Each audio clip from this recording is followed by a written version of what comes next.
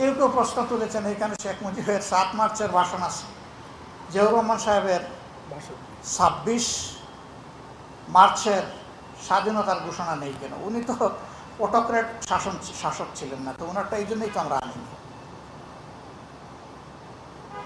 যারা কর্তৃত্ববাদী ছিল, যারা আগ্রাসী ছিল, জুলুমবাজ ছিল, আমরা তাদেরকে এখানে তুলে নিয়েছি।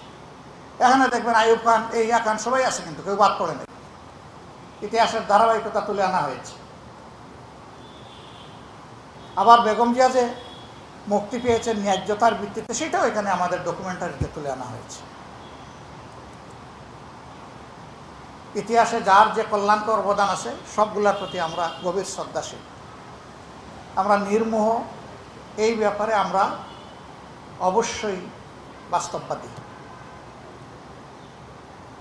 প্রিয় সম্মানিত সাংবাদিক বন্ধুগণ, আমরা এই বিষয়গুলো তুলে ধরার উদ্দেশ্যটা কি?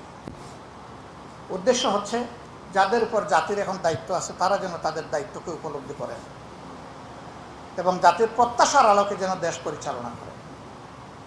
আর উদ্দেশ্য হচ্ছে জনগণকে সচেতন রাখা যে আমাদের অধিকার যদি কেউ কেড়ে নিতে চায়, তাহলে যেভাবে জীবন দিয়ে অতীতে দফায় দফায় এই দেশের সূর্য সন্তানেরা, বীরেরা তাদের অধিকার আদায়ের জন্য, জনগণের অধিকার আদায়ের জন্য লড়ে গেছে, আমাদেরকে সেই লড়াইয়ের জন্য নতুন করে প্রস্তুতি নিতে হবে। আমাদের আয়োজনের এইটাই বার্তা। আপনারা এসেছেন, আমাদের বার্তা হচ্ছে যেহেতু জুলাইয়ের আকাঙ্ক্ষা পূরণ হয়নি, কাজেই জুলাই শেষ হয়নি। জুলাই সেদিনই একটা ভালো পরিসমাপ্তি পাবে যেদিন জনগণের অধিকার নিশ্চিত হবে। যে জন্য এই আন্দোলনগুলো হয়েছিল, যে প্রত্যাশা নিয়ে, আকাঙ্ক্ষা নিয়ে, এটা যখন পূরণ হবে জুলাই সেদিন সার্থকতা হবে। আর আমরা লিখব না যে জুলাই শেষ হয়নি। সবাইকে ধন্যবাদ।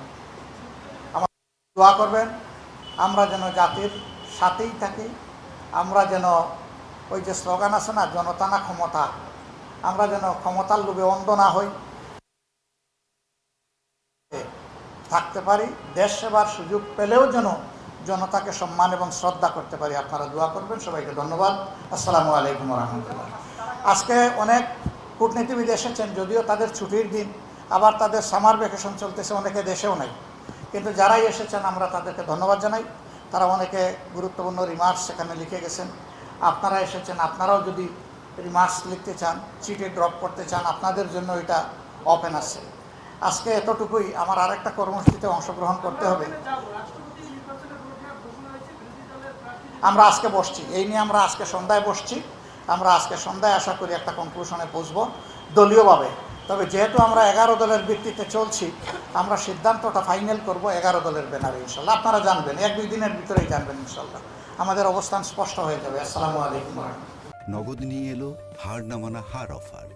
সর্বনিম্ন 10,000 টাকা রেমিটেন্স নগদে পাঠালে থাকছে স্বর্ণের হার জেতার সুযোগ।